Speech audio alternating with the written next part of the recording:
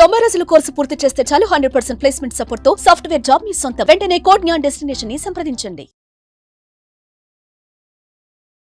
Welcome to Suman TV. నేను మీ Suman TV. నాకు hero Rana and Venkatesh గారు. సో దీనికి సంబంధించినటువంటి ఒక్కొక్క న్యూస్ నడుస్తుంది. డెకాన్ కిచెన్ ఈ న్యూస్ ఏంటి, దీనికి సంబంధించినటువంటి పూర్తి స్టోరీ ఏంటి? కొంతమంది అయితే ఈ న్యూస్కి సంబంధించినటువంటి వాటిల్లో దగ్గుబాటి ఫ్యామిలీలో వెంకటేష్ గారు కానివ్వండి, రానా గారు కానివ్వండి అరెస్ట్ అయ్యే అవకాశం ఉంది అని చెప్పేసి అంటూ ఉన్నారు. వీటిల్లో నిజం ఎంత అంటే డెకాన్ కిచెన్ స్టోరీ ఏంటి అనేది ఈరోజు మనతో పాటు హైకోర్టు అడ్వకేట్ రవీంద్రనాథ్ గారు ఉన్నారు. ఇది వారి మాట్లాడి తెలుసుకుందాం. Hello sir. హాయ్ అండి నాగరాజ్ గారు. సార్, ఈ డెకాన్ కిచెన్ స్టోరీ ఏంటి సార్ అసలు? Deccan Kitchen Film Nagar road number 1లో ఉన్నటువంటి ఈ డెక్కన్ కిచెన్, యాక్చువల్గా ఈ డెక్కన్ కిచెన్ స్టోరీ ఏదైతే ఉందో ఇప్పుడు మీరు అడిగినట్టుగా ఇద్దరు వ్యక్తుల స్టోరీ. దాంట్లో జిహెచ్ఎంసీ ఎంటర్ అయింది, దాంట్లో మళ్ళీ పొలిటికల్ ఇన్వాల్వ్మెంట్ జరిగింది. ఇట్లా రకరకాల యాంగిల్స్లో సమ్మిళితమైపోయి ఒక రౌండ్ అనమాట. అంటే ఇద్దరు వ్యక్తులతో జిహెచ్ఎంసీ ఇంటర్ఫేర్ అయింది. దాంతోపాటు పొలిటికల్ ఇన్వాల్వ్మెంటు, పార్టీలు, నేషనల్ అంటే లోకల్ పార్టీ దగ్గర నుంచి సెంట్రల్ బీజేపీ వరకు రకరకాల హస్తాలు ఇందులో ఇన్వాల్వ్మెంట్ అయినట్టుగా తెలుస్తుంది. అంటే ఈ కేసుకి వాడికి డైరెక్ట్గా సంబంధం లేకపోయినప్పటికీ కూడా బట్ ఇన్వాల్వ్మెంట్ అవ్వడం మాత్రం అందరికీ లింక్స్ అయితే ఉన్నట్టుగా మాత్రం మనకు తెలిసిన కథనాల ప్రకారం అయితే తెలుస్తుంది నాగరాజు గారు. ముఖ్యంగా రోడ్ నెంబర్ 1 ఫిల్మ్ నగర్లో ఉన్నటువంటి, అంటే నేను కొంత డీటెయిల్గా వివరించే ప్రయత్నం చేస్తాను అసలు వాట్ ఈజ్ డెక్కన్ కిచెన్ అని చెప్పి. యాక్చువల్గా రోడ్ నెంబర్ 1లో ఒక 2000 గజాల స్థలం ఉంది. అది మన ప్రొడ్యూసర్ దగ్గుపాటి సురేష్ బాబు గారిది, అదేవిధంగా మన దగ్గుపాటి వెంకటేష్ గారిది, హీరో వెంకటేష్ గారిది, వీళ్ళిద్దరిది 2000 గజాల స్థలం ఉంది. ఈ 2000 గజాల స్థలాన్ని ఒక వ్యక్తికి లీజుకి ఇచ్చారు. అతని పేరు నందకుమార్.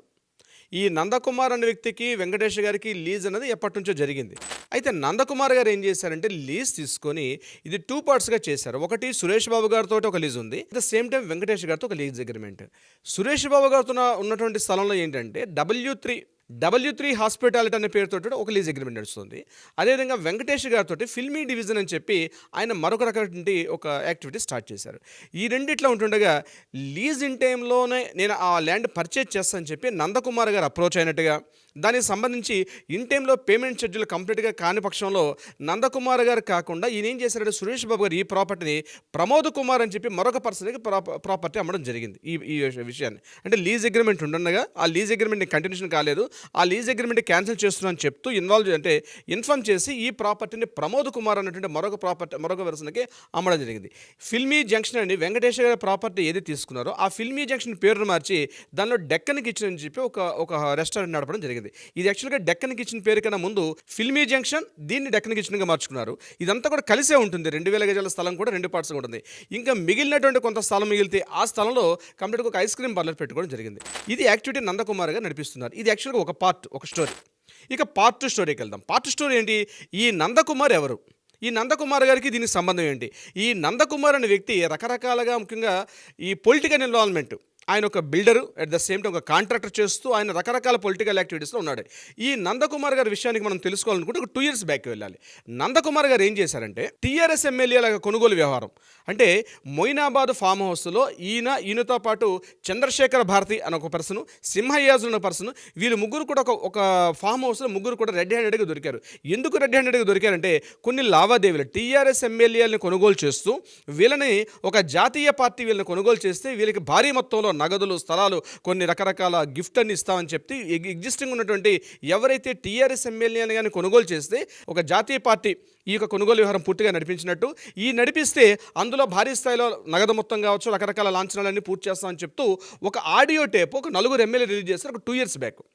ఆ 4 ఎమ్మెల్యేలు ఏదైతే చెప్పారో దానికి తీసుకున్నటువంటి మొయినాబాద్ ఫామ్ హౌస్లో వాళ్ళు చెప్పినట్టుగా వెళ్ళినప్పుడు ఈ మొయినాబాద్ ఫామ్ హౌస్లో ఈ 3 వ్యక్తులు ఉన్నారు. అయితే ఈ మొయినాబాద్లో ఫామ్ హౌస్లో 3 వ్యక్తులు ఈ నందకుమార్ ఒక వ్యక్తి, రామచంద్ర భారతి, నందకుమారు, సింహయాజులు, వీళ్ళు 3 కూడా రెడ్ హ్యాండెడ్గా దొరికారు. అయితే వీళ్ళకి కేవలం మన హైదరాబాద్ ఒకటే కాకుండా కర్ణాటక, హర్యానా, పంజాబ్, ఢిల్లీ ఈ ప్రాంతాలతో కూడా రకరకాల అంటే భారీ స్థాయిలో రకరకాల డిస్కషన్ జరిగాయని ఆడియో క్లిప్లు కూడా ఒక 2 years బ్యాక్ భారీ స్కామ్ బయటపడిందట. అంటే ముఖ్యంగా ఎమ్మెల్యేలను కొనుగోలు చేసే ప్రయత్నంలో ఎప్పుడైతే న్యూస్ దొరికిందో ఈ న్యూస్ సంబంధించి ఈ నందకుమార్ గారిని అరెస్ట్ చేశారు. అరెస్ట్ చేసి ఈయన మరలా రిమాండ్లో కూడా పెట్టారు. అప్పట్లో రిమాండ్లో పెట్టడం కూడా జరిగింది. ఎవరైతే ఈ ప్రధానంగా రామచంద్ర భారత్ అనేటువంటి ఎవరైతే స్వామీజీ ఉన్నారో ఈ స్వామీజీ ఆధ్వర్యంలోని పూర్తిగా ఈ వ్యవహారం అంతా నడిచినట్టుగా అప్పట్లో ఒక 2 ఏళ్ల క్రితం ఒక పెద్ద ఇష్యూ నడిచింది అప్పట్లో. దీని మీద మళ్ళీ ఏసీబీ వాళ్ళు కూడా అరెస్ట్ చేశారు. అయితే ఏసీబీ రోజులు అరెస్ట్ చేసి 14 డేస్ జైలుకి పంపించినప్పుడు అక్కడ కీలకంగా వీళ్ళ దగ్గర ఎటువంటి నగదు అంటే అమౌంట్ పెద్ద మొత్తం దొరకలేదు కాబట్టి అప్పుడు హైకోర్టు ఏం చేసిందంటే ఈ రిమాండ్ని క్యాన్సిల్ చేసింది. ఆ రిమాండ్ క్యాన్సిల్ అవ్వడంలో ఒక 15 రోజుల పాటు పోలీస్ కస్టడీ నుండి కూడా నందకుమార్ రిలీజ్ అయ్యాడు. ఆ టైంలో ఈడీ ఎంక్వైరీ చేయడం, ఎన్ఫోర్స్మెంట్ డైరెక్టరేట్, అదేవిధంగా ఏసీబీ వీళ్ళందరూ కూడా ఎంక్వైరీస్ చేశారు ఈ నందకుమార్కి. ఆ నందకుమారు అప్పట్లో టీఆర్ఎస్ ఎమ్మెల్యేల కొనుగోలు వ్యవహారంలో కీలకంగా ఒక పాత్ర పోషించాడు. ఈ ఇష్యూ ఇలా ఉంటుండగానే అట్ ద సేమ్ టైం అదే 2 ఇయర్స్లో ఏం జరిగిందంటే మరి ఏమి జరిగిందో ఏంటన్నది అధికారికంగా తెలియాలి, మనమైతే అఫీషియల్గా చెప్పలేం. కాబట్టి విషయం ఏంటంటే ఇదే సమయంలో అప్పుడు లోకేష్ కుమార్ జీహెచ్ఎంసీగా పనిచేస్తుంటే కమిషనర్ లోకేష్ కుమార్ ఇమీడియట్గా ఒక సండే పూట కంప్లీట్గా వెళ్ళి ఆ యొక్క ఏదైతే ఉందో ఈ యొక్క ఇప్పుడు నేను చెప్పిన డెక్కన్ కిచెన్ పార్ట్ని కంప్లీట్గా కూల్చేయడం జరిగింది. ఇది ఒకవైపు కేసు కోర్టులో నడుస్తుంది, ఈ నందకుమార్ అరెస్టు ఈ వ్యవహారంతో ఆ పార్ట్ నడుస్తుండగానే at the same time Deccan కిచెన్ని పూర్తిగా కూల్చేయడం జరిగింది. అయితే ఇక్కడ రానా దగ్గుపాటి గారికి వెంకటేష్ గారికి ఉన్నటువంటి ఏదైతే ఈ ప్రాపర్టీ ఇష్యూ ఉందో నందకుమారికి మధ్యలో ఉన్నటువంటి ప్రాపర్టీ, ఇదే సమయంలో సురేష్ బాబు గారు ఏం చేశారంటే దగ్గుబాటి సురేష్ బాబు గారు ఈ ప్రాపర్టీ లీజ్ అగ్రిమెంట్ ఉంటుండగానే ప్రమోద్ కుమార్ గారు ప్రాపర్టీ అమ్మడం, అట్ ద ప్రమోద్ కుమార్ కూడా మరొక సేల్ అగ్రిమెంట్ ఇచ్చినట్టుగా.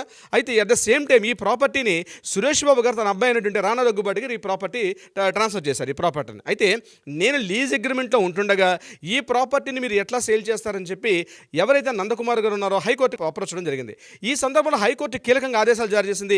ఈ ప్రాపర్టీని స్టేటస్కో ఎటువంటి టచ్ చేయడానికి వీల్లేదు, తటస్థంగా ఉండమని చెప్పి ఈ ప్రాపర్టీని ఇచ్చినప్పుడు కూడా మరి ఏం జరిగిందో రాజకీయ కోణం ఏం తెలియదు కానీ ఇమ్మీడియట్గా నందకుమార్ సంబంధించిన ఈ డెక్కన్ కిచెన్స్ మీద జీహెచ్ఎంసీ వాళ్ళు వచ్చి లోకేష్ కుమార్ అప్పుడు కమిషనర్గా ఉన్నప్పుడు లోకేష్ కుమార్ గారి ఆధ్వర్యంలో పూర్తిగా ఒక సండే హుటాహుటిని వచ్చి ఒక భయభ్రాంతులు గురి చేసి పూర్తిగా ఆ డెక్కన్ కిచెన్ అప్పుడే కూల్చివేశారు.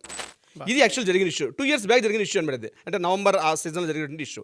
దీని మీద మళ్ళీ నందకుమార్ గారు మళ్ళీ హైకోర్టు మన నాంపల్లి సిటీ సివిల్ కోర్టుకి వెళ్ళి దీంతో మాట్లాడడం జరిగింది. అంటే వాళ్ళు అప్రోచ్ అవ్వడం జరిగింది. దీని మీద ఇమీడియట్గా నాంపల్లి సిటీ సివిల్ కోర్టు మన కమిషనర్ జీహెచ్ఎంసీ కమిషనర్ గారు అనేటువంటి లోకేష్ కుమార్ గారిని పిలిచి అసలు సండే పూట సుప్రీంకోర్టు ఉత్తర్వులు ఉన్నప్పుడు మీరు ఎలా కూల్చివేస్తారు, అంటే సుప్రీంకోర్టు యొక్క ఆదేశాన్ని మీ బేఖాతరు చేస్తారా, ఆల్రెడీ హైకోర్టులో స్టేటస్కో ఉన్నప్పుడు కూడా మీరు ఎందుకు ఇటువంటి చర్యలు తీసుకున్నారు, అదేవిధంగా ఎటువంటి రాజకీయ మీరు పాల్పడ్డారని చెప్పి లోకేష్ కుమార్ గారిని గట్టిగా చివాట్లు పెట్టడం కూడా జరిగింది.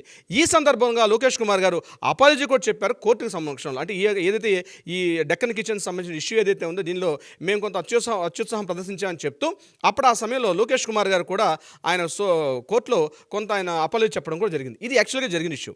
అయితే ఈ కేసు ఇలా ఉంటుండగా నందకుమార్ గారి మీద పూర్తిగా ఈ ఎమ్మెల్యేల కొనుగోలు ఆ కేసు ఒక నడుస్తుంది. అట్ ద సేమ్ టైం ఈ లీజ్ అగ్రిమెంట్ ఏదైతే ఉందో ఈ డెక్కన్ కిచెన్ సంబంధించి ఈ కేసు 2024 వరకు లీజ్ ఉన్నట్టుగా ఒక మీడియా సమావేశంలో మనకు నందకుమార్ గారు కూడా చెప్పడం జరిగింది. వాళ్ళ మిస్సెస్ చిత్రలేఖ వాళ్ళ అబ్బాయి కూడా ఈ విషయం చెప్పడం జరిగింది. అంటే హైకోర్టులో ఆల్రెడీ ఉత్తర్వులు ఉన్నప్పుడు కూడా జీహెచ్ఎంసీ పరిధిలో జీహెచ్ఎంసీ ట్యాక్స్ కట్టలేదని చెప్పి జీహెచ్ఎంసీ సరైనటువంటి అంటే రూల్స్ పాటించని చెప్పి మీరు ఏ రకంగా కూల్చివేస్తారని చెప్పి ఈయన నాంపల్లి కోర్టుకి వెళ్ళడం జరిగింది. ఇక్కడ జీహెచ్ఎంసీ రానా దగ్గుపాటి గారు నందకుమార్ గారు పైన ఉన్నటువంటి టీఆర్ఎస్ పార్టీ ఇది యాక్చువల్గా ఒక చతుర్ముఖంగా ఒక నలుగురు మధ్య నడుస్తుంటే ఒక పెద్ద హైడ్రామాగా నడిచింది. ఈ సందర్భంలో రీసెంట్గా నిన్న శనివారం నాడు ఈ కేసుకు సంబంధించి ఇది 2 ఇయర్స్ నుంచి కోర్టులో నడుస్తుంది నాంపల్లి కోర్టులో. దీని మీద నిన్న 17th మెట్రోపాలిటన్ కోర్టును ఏం చేశారంటే రానా దగ్గుపాటి గారు, అదేవిధంగా వెంకటేష్ గారు, అదేవిధంగా దగ్గుపాటి సురేష్ బాబు గారు, అలాగే అభిరామ్ గారు వీళ్ళ నలుగురు మీద 4 సెక్షన్స్ కేసు నమోదు చేస్తూ ఫిలిం నగర్ ఉన్నటువంటి పోలీస్ స్టేషన్కి ఇమీడియట్గా కోర్టు ఆర్డర్స్ జారీ చేయండి.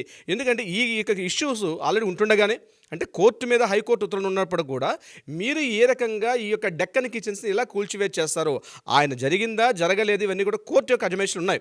ఉన్నప్పటికీ కూడా మీరు అత్యుత్సాహంగా జీహెచ్ఎంసీ ఇన్వాల్వ్మెంట్ తీసుకొని ఎందుకు చేశారంటే ఆల్రెడీ దీని మీద ఇంతకుముందు ఇప్పుడు నేను చెప్పినట్టుగా లోకేష్ కుమార్ గారు మాట్లాడడం కూడా జరిగింది. అయినప్పటికీ కూడా అదే కేసుకు సంబంధించి మీరు ఏ రకంగా ఎందుకు మీరు ఇటువంటి ఈ కూల్చివేతలకు మీరు ఎందుకు పాల్పడ్డారని చెప్పి తీవ్రమైన పదజాలంతో మాట్లాడుతూ కోర్టు ఇమీడియట్గా ఏం చెప్పారంటే 4 సెక్షన్స్ పెట్టడం జరిగింది. అది 448, 452, 458 అండ్ 120B ఈ 4 సెక్షన్స్ మీద ఈ నలుగురి మీద ఫిలిం నగర్ పోలీస్ స్టేషన్కి ఈ ఉత్తర్వులు జారీ చేయడం జరిగింది. ఇది యాక్చువల్గా జరిగిన కేసు. దీని మీద ఫిలిం నగర్ పోలీసులు ఇమీడియట్గా ఎఫ్ఐఆర్ నమోదు చేశారు. అంటే ఆల్రెడీ ఉన్న కేసే, కొత్త కేసు ఏం కాదు, ఆల్రెడీ ఉన్న కేసు. అయితే ఇక్కడ నందకుమార్ గారు కరెక్టా, దగ్గుపాటి గారు కరెక్టా, వెంకటేష్ కరెక్టా అంటే కోర్టు పరిధిలో ఉంది కాబట్టి కోర్టు పూర్తిగా న్యాయం చేయాలి. బట్ ఆల్రెడీ స్టేటస్కో ఉత్తర్వులు ఉన్నప్పుడు కూడా ఎందుకు మధ్యంతర ఉత్తర్వులు ఉన్నప్పుడు కూడా ఈ బిల్డింగ్ ఎందుకు అంత అత్యుత్సాహంగా కూల్చివేయాల్సిన అవసరం వచ్చింది, దీంట్లో మీ పాత్ర ఏమిటి అనే విషయం మీద ఏదైతే నందకుమార్ గారు అప్రోచ్ చేయారో దాని మీద నేను 17th మెట్రోపాలిటన్ నిన్న ఈ యొక్క దీనికి సంబంధించిన ఎఫ్ఐఆర్ ఇవ్వడం జరిగింది. అది ఈ కేసు ఇంకా నేను ఫిల్మ్ నగర్ పోలీసులను చేశారు. దీని మీద ఎంక్వైరీ కూడా చేస్తారు. నిన్న దీన్ని 141 CRPC ఇచ్చి ఈవెన్ పోలీసులు కూడా వెళ్ళడం మాట్లాడడం కూడా జరుగుతుంది. మరి అరెస్ట్ కాదా ఈ ఇష్యూ ఎలా ఉంటుందంటే కోర్టు పరిధిలో ఉంది కాబట్టి ఇంతగా మనం ఎక్కువ మాట్లాడుకోవడం కరెక్ట్ కాదు. నాగరాజ్ గారు చూద్దామండి ఏ విధంగా ఉంటుంది అనేది. బట్ ఈ మధ్య కాలంలో అయితే అటు ఇండస్ట్రీ వైపు నుంచి ఇటు పొలిటికల్ వైపు నుంచి కనుక మనం చూసుకుంటే ఒక హైడ్రామా మాత్రం ఎప్పటికప్పుడు క్రియేట్ అవుతూనే ఉంది, అండ్ ఒక సెన్సేషన్ కోసం అనేటువంటిది. ఇది ఏ విధంగా టర్న్ తీసుకుంటుంది అనేది వేచి చూడాలి. Anyways thank you so much Ravindranath garu. Thank you so much Nagaraj గారు.